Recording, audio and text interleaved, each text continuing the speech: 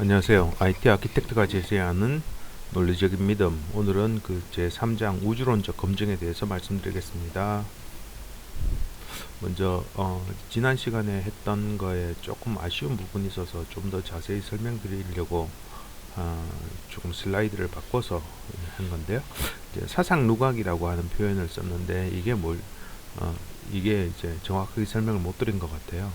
유클리드 기하학이라고 하는 것을 통해 가지고 한 유클리드에 의해서 이런 평면 공간에서의 기하학이 탄생을 하고 그것이 약 몇천 년간 2000년 정도를 이렇게 인류의 생각을 많이 이렇게 지원해 주다가 비유클리드 기하학이 나옴으로써 그렇게 거의 어떤 뭐랄까 진리처럼 믿어왔던 부분들이 허물어지는 것을 인류가 한 번은 이렇게 경험을 했어요.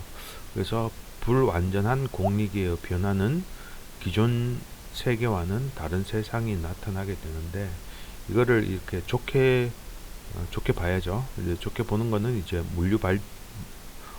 문명 발전으로 이어지는 겁니다. 문명이 발전하는 겁니다라고 해석할 수 있습니다. 해석해야 됩니다.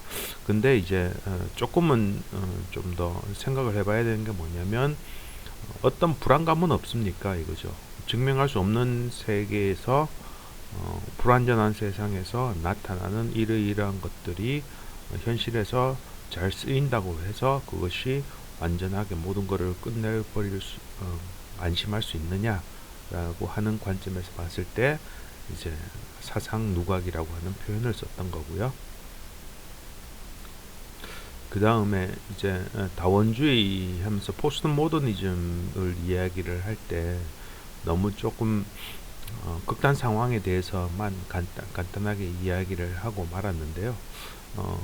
이번에 이제 우리 중학생이 시험을 치면서 도덕 교과서를 보는 차에 저도 잠깐 보다가 함께 이야기를 잠깐 하다가 갈등이라고 하는 거에 어떤 의미를 이렇게 이야기를 하더라고요. 갈등이라고 하는 게 칡나무 갈과 등나무 등이 만나서 칡은 오른쪽으로 선회하면서 올라가고요. 등나무는 왼쪽으로 선회하면서 올라가요. 그래서 결국은 이 칡과 등이 등나무가 한 나무에서 이렇게 타고 올라갈 때 어떤 경우에는 칡이 이기고 또 어떤 경우에는 등나무가 이기고 이렇게 자라다가 서로 이렇게 쭉 눌러버리면 끝에는 큰 어떤 나무로 성장하지 못하고 서로 말라 죽어버리는 이러한 상황이 갈등이다라고 표현이 되어 있습니다. 그래 놓고 봤을 때 어떤 하나의 원류에서부터 출발하는 것이 아닌 다원주의 여러 어떤 원천에서부터 올라오는 부분들은 갈등을 내재하고 있다라고 보고요. 그래서 다원주의는 이제 이론주의가 아닌 다원주의는 뭔가에 문제점이 있습니다라고 하는 것을 말씀을 드릴 수 있는 겁니다. 사상 누각을 돌파하라라고 했던 것에 대한 전체적인 핵심을 정리하면요. 생각의 근원인 수학적 공리 그리고 또한 언어는 완전하지 않습니다. 포스트 모더니즘과 같은 다원주의에는 갈등이 내재하고 있어서 궁극적인 어떤 답이 되는 부분은 아니라고 생각을 합니다. 이론적이면서 단지 하나만 믿는다면 불안전성으로 인한 불안을 떨쳐버릴 수 있는 모델이 있습니다. 그것이 이론적 재기준거적 모델입니다. 또한 이런 어떤 이론적 재기준거적 모델 그 자체는 증명할 수 없습니다. 따라서 이를 여러 어떤 관점에서 검증이 필요합니다. 오늘 검증으로 들어가기 위해서 검증 개론에서요. 기독교를 믿는 어떤 분들이랑 이야기를 하다가 보면 조금 답답한 부분들이 느껴지고요. 또 어떤 답답함을 느꼈느냐면 제가 이제 대학생 때 처음 믿었을 때 맨 처음에 접했던 이런 류의 어떤 과학적인 접근법에서의 처음 접했던 부분들이 현재 놓고 보면, 현재 생각해 보면 그거는 이제 요즘 들어서 예전부터 그게 이제 창조과학이라고 하는 부분으로 거기에서 이야기하는 부분들을 제가 처음 접했었습니다. 그러다가 보니까 상당히 어떤 지적으로 고민하는 부분들이 많았고요. 그래서 어떻게 보면 한동안 하나님으로부터 또는 성경으로부터 조금은 이렇게 멀어지게 되는 그런 부분에 어느 정도는 이렇게 그 영향을 미쳤다라고 이야기할 수밖에 없어요. 그래서 우리 보통 기독교 안에서 이야기할 때 특별 계시, 그래서 하나님의 직접적인 영감에 의해서 쓰여진 성경에서만, 그 안에서만 이제 하나님을 검증하거나 또는 하나님이 살아계심을 주장하는 부분은 결국은 이제 무신론에서 이런 부분들을 많이 공격하는데, 순환 논리, 그러니까 A가 맞으려면 A가 맞다고 주장하기 위해서 B를 주장하고, B가 맞다고 주장하기 위해서 C를 주장하고, C가 맞다는 것을 주장하기 위해서 A를 인용하는 그런 어떤 부분이 순환 논리고요. 성경 안에서만 가지고서 계속 이야기를 하다가 보면 결국은 순환 논리에 빠져버린다고 저는 생각을 합니다. 또 이제 일반 계시라고 해서 자연이 있는데, 이 자연 어떤 창조되었던 우연히 그렇게 만들어졌던 자연만 보고서 그 안에서 모든 것을 이렇게 생각을 이끌어내기 위해서는 낸다면 결국은 다원주의에 빠질 수밖에 없습니다 라고 저는 생각을 해요. 그래서 다원주의의 현대판 버전은 포스트 모더니즘이고요. 그래서 이것만 가지고서, 이 각각만 가지고서는 설명할 수 없습니다, 부족합니다 라고 하는 부분을 저는 주장을 하고 싶습니다. 이거는 이제 솔라라고 하는 거죠. 오직 그래서 이게 그 뭐냐 개신교죠, 그죠? 개신교.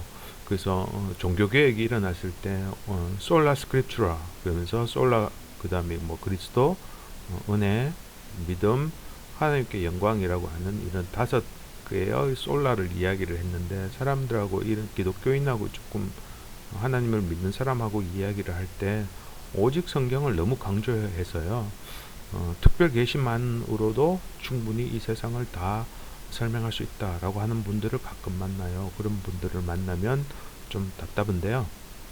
그래서 이 솔라 스크립추라라고 하는 부분을 찾아보면 그 원 의미는 오직 모든 기독교의 기존 전통, 그러니까 가톨릭적인 기존 전통은 성경 권위 아래 있어야 하며, 그 안에서 찾을 수 없는 전통을 인정하지 않는다는 뜻으로 솔라 스크립추러를 이야기하는 것이지, 그게 이제 일반 계시는 필요 없다, 일반 계시는 무시해도 좋다 라고 주장하는 것은 절대로 아니다 라고 하는 거죠. 그 다음에 창세기 1장 28절에 하나님의 명령으로 주어져 있는, 인간에게 주어져 있는 명령을 보면요, 키가 이제 번성해서 충만하고 땅을 정복하고 모든 생명을 다스려라 라고 말씀을 해주셔요. 근데 이제 다스림의 근본은 뭡니까 라고 했을 때, 기존에는 많은 부분들이 정복하고 다스린 부분들이 조금 압제적인 성격을 많이 띄었다면, 요즘 들어서의 어떤 기독교가 추구해야 하는 바는 예수님의 어떤 다스림, 예수님의 초림 때의 다스림의 기본이 무엇입니까? 라고 물었을 때 그거는 결국은 섬김이죠. 그래서 다스림의 기본은 섬김이어야 되고, 섬김의 기본은 그 대상이 필요로 하는 것을 채워주는 것이고요.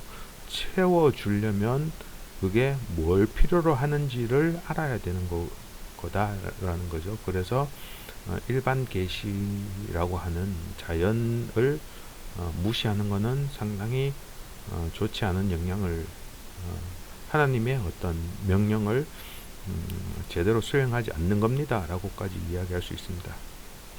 이거는 세금을 걷다가 다스릴 세금을 걷어서 다스릴 힘을 얻는 것은 당연하다라고 하는 것은 제가 봤을 때 생물에서 남는 부분의 많은 부분 중에 일부분을 취해서 먹는 것은 당연하다라고 하는 이야기를 부가적으로 한 거고요. 여기에 있는 이 말요.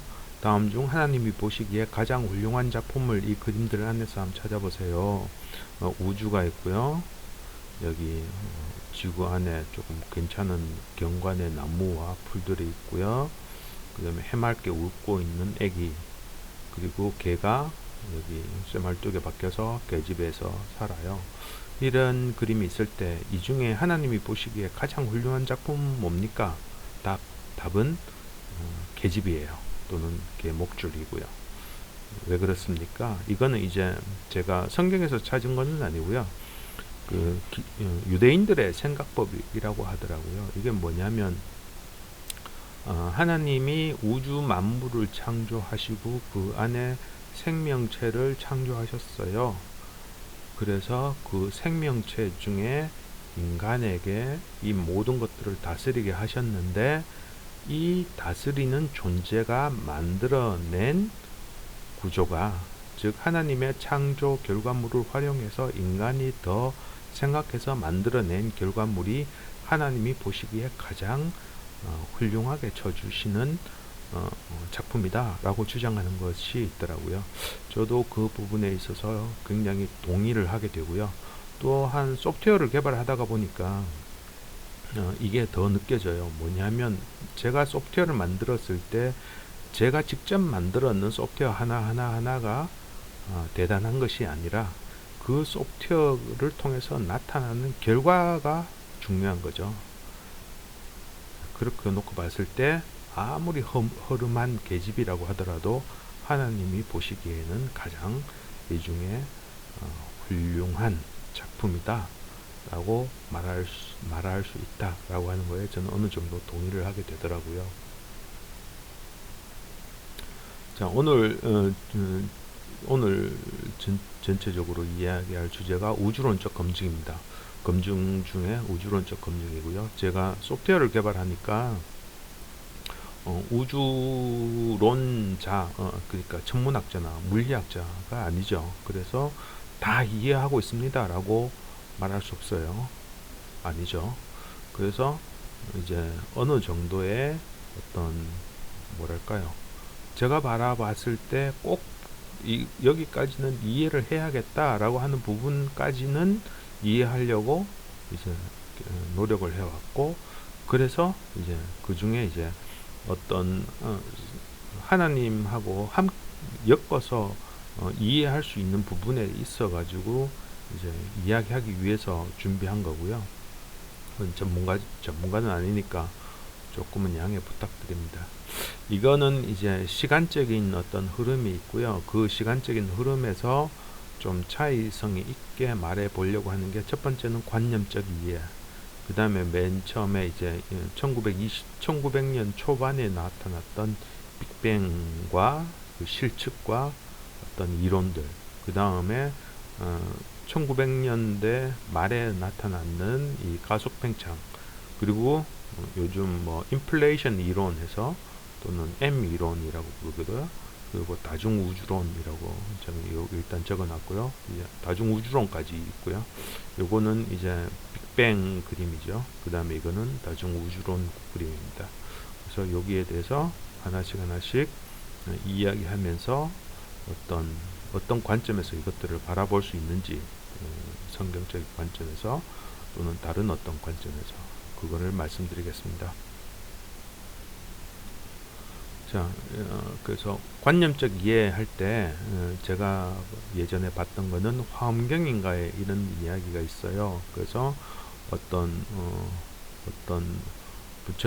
부처님의 제자 중에 한 명이었나? 그런 분이 누구에게 물었습니다. 이 우주의 시작과 끝은 어떻게 됩니까?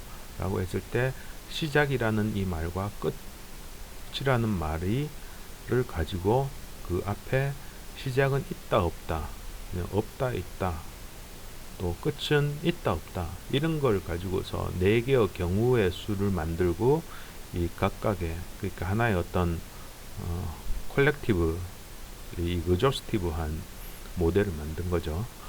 이 모델을 만들고 이 각각이 에 대한 관념적인 비평을 통해서 최종적인 결론은 무시무종을 주장하는 부분이 이제 관념적인, 예전에 제가 봤던 관념적인 우주론이었습니다.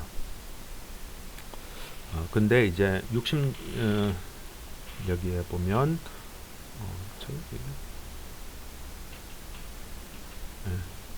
여기 허블이 1992년 1929년인데 잘못 오타 났네요. 1929년에 적색 펜니를 발견을 했고, 그 다음에 이제 94년도에 그 망원경으로 우주 배경 복사를 파악을 했어요. 그래서 이를 통해 가지고 어떤 빅뱅이 있었습니다 라고 하는 부분들이 거의 이제 정설로 받아들여지게 되었고, 그 부분들을 그래피컬하게 나타내면요, 시간이 흐르면 흐를수록 이 은하단 사이의 거리가 멀어지고 있다라고 하는 거죠. 이거를 이렇게 시간이 흐르면서 은하단 사이의 거리가 멀어지고 있다라고 하는 거를 거꾸로 생각을 해보면요, 그러니까 과거로 가면 갈수록 은하단 사이의 거리는 가까워지며, 이는 시간의 시작점으로까지 가면 하나로 모인다라는 거죠. 그래서 하나에서 폭발해서, 하나가 팽창해서 폭발해서 현재 우주가 되어 있고, 이 우주는 이제 현재까지는 계속 멀어지고 있다라고 하는 것이 이제 빅뱅 이론이고요. 그래서 이 우주는 시작이 있습니다라고 하는 결론이 나타나고 있습니다. 그 다음에 이제 조금 빅뱅 우주론이 나오고 난 다음에 조금 사람들이 좀 궁금해했던 부분이 무엇이냐면, 그러면은 이 우주가 지금 팽창하고 있기는 한데 이 우주 안에 있는 요소들끼리는 인력이라는 부분, 이 중력이라고 하는 부분이 있어서요, 서로 끌어당기죠. 그래서 서로 끌어당기는 힘이 지금 팽창하고 있는 이 속도에 브레이킹 장치가 되어서 더 이상 퍼지지 못하고 언젠가는 다시 모일 거냐, 그죠? 계속 우주가 팽창하다가 언젠가는 팽창이 멈추고 다시 쭉 이렇게 모여버릴 거냐, 아니면 이제 팽창 속도가 너무 빨라서 계속 팽창해 버릴 거냐 라고 하는 것을 가지고 궁금해 했었고요.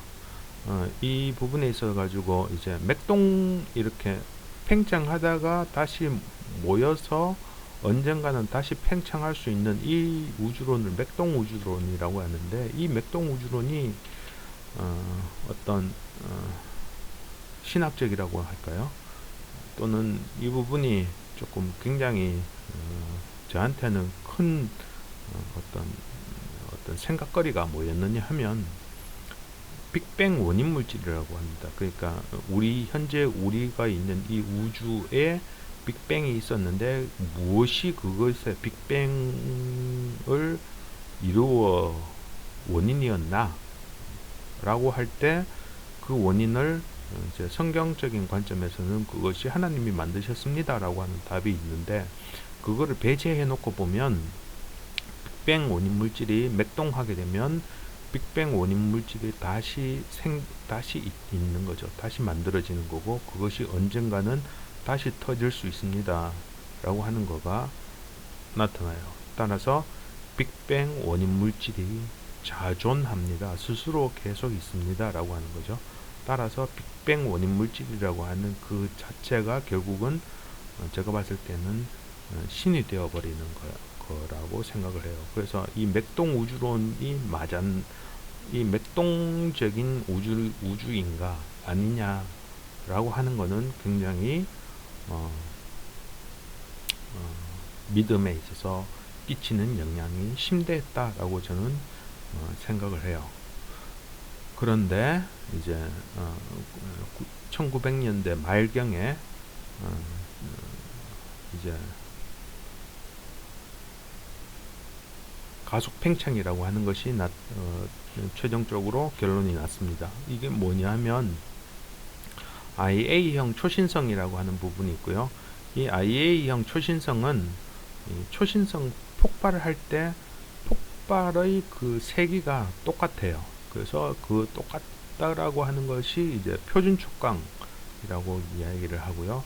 그 표준 촉광은 표준 촉광이기 때문에 이제 멀면 멀어질수록, 그러니까 우리가 지금 여기에서 표준 촉광하는 어떤 초신성을 보고 있다면 먼 데서 터지면 터질수록 우주가 팽창하고 있기 때문에 적색 편의가 더 나타나는 것을 가지고서 어떤 우주의 팽창 속도를 측정한 건데, 이 결론이 최종적으로는 멀어지는 속도가 점점 더 빨라지고 있다라고 하는 데이터가 나왔어요.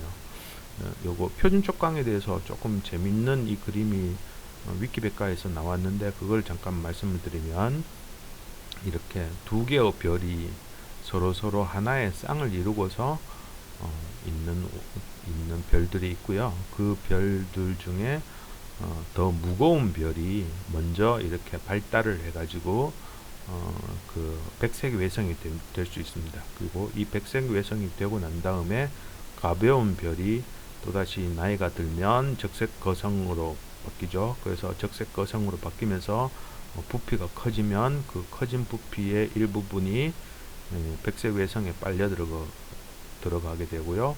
빨려 들어간 백색 외성의 무게가 특정 무게가 딱 되면 똑같은 무게에서 터지는 거죠.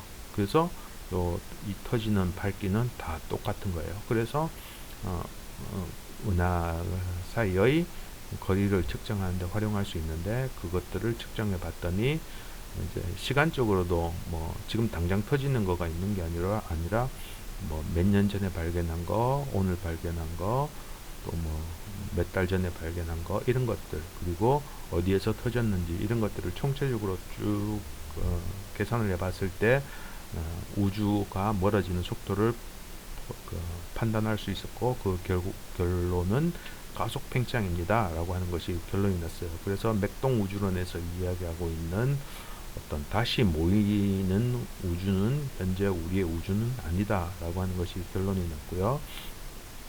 이렇게 가속 팽창하는 이 우주는 아무런 개입이 없이 그대로 놓아두면 이 자체는 계속해서 퍼져버리게 되고요. 그 퍼져버리면 이 모든 것은 파동으로 바뀌어서 물질이 완전히 사라지는 그러한 우주로 바뀌어버려요. 그래서 우리의 우주는 끝이 있습니다. 그래서 최종 결론은 우리의 우주는 유시유종입니다 라고 하는 것이 결론이고요. 그 다음에 다중우주론에 대해서 말씀을 드리겠습니다. 이 다중우주론은 이제 수학적으로 뭐 11차원 뭐 이런 이야기까지 나오면서 뭐 굉장히 어려운 거일 거예요. 저는 거기 그 안에까지 다는 모르겠죠, 당연히. 근데 이제 이것이 뜻하는 바 또한 에 대해서 한번 생각을 해보려고 하는 거고요. 조금은 이거 누구 어떻게 좀 설명해 줄 수 있는 분이 있다면 좋겠는데, 이 다중우주론은 결국은 수학적인 어떤 시오림이죠. 수학적으로 어떤 정리로 나타나는 건데, 이 다중우주론을 실측할 수 있는 방법이 있습니까? 라고 하는 것이 저는 궁금하고요. 여기에 대해서 어느 분이 설명을 해주시면 진짜 좋겠습니다. 근데 이 다중우주론하고 관련 있는 부분이 이제 불교식에서는 이제 성주괴공이라고 하는 컨셉이 있습니다. 그래서 이 우주는 만들어졌다가 커지다가 쭈그러들다가 사라지는 부분들이 한 번만 있는 것이 아니라 계속해서 나타날 수 있습니다. 또는 뭐 한꺼번에 여러 개가 나타날 수 있습니다. 라고 하는 개념까지도 될 수 있는 거고, 그게 이제 성주개공이라고 하는 유시유정, 무시무종 이런 것하고 비슷하기도 하고요. 근데 이제 그 중에 우리가 살고 있는 이 우주를 만든 주체는 대범천왕이라고 하는, 이 우리의 우주는 대범천이고 그걸 만든 거는 대범천왕이라고 하는 부분들이 있고, 이제 또 다른 우주도 만들어질 수 있습니다 라고 하는 거죠. 그리고 이제 성경에서도 비슷한 컨셉이 없느냐라고 하면 있습니다. 그게 바로 뭐냐면 새하늘과 새 땅이라고 하는 거죠. 그래서 이 우주의 이제 마지막 때가 되면 하나님이 또한 새하늘과 새 땅을 주셔서 거기에 이제 부활한 우리들이 존재할 수 있는 새하늘과 새 땅, 그러니까 새로운 우주가, 우주일지 어쩔지 모르겠지만 새로운 어떤 우주가 있고 거기로 하나님이 지금 우리들을 초대하고 있습니다 라는 거예요. 근데 여기서 조금 좀 과감한 주장을 한다면요, 우리가 살고 있는 이 우주를 만든 대범천 왕이 새로운 우주를 만들 건데 거기에 초대하고 있다 라고 해석해도 어느 정도 말도 될 수도 있다 라고 조금 말씀을 드리면서 오늘의 이야기는 끝을 맺겠습니다. 감사합니다.